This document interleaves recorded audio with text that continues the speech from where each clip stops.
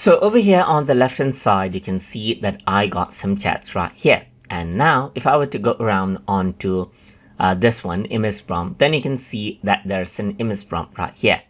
But let's say I don't want the name for this particular chat history right here to be this. So in that case, you can click on the three dot button right here and edit out the chat name to rename it out. Let's say, for example, I'm simply going to go around and say image to prompt right here, just like this, and click on confirm. And then what happens is that the name for this particular chat history gets changed accordingly.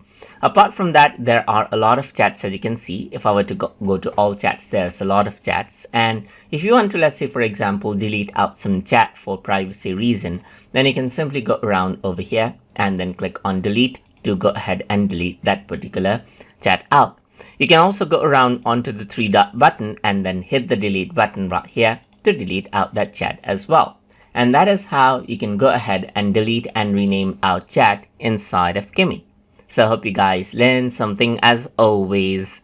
And as always, please like, comment, share, and subscribe.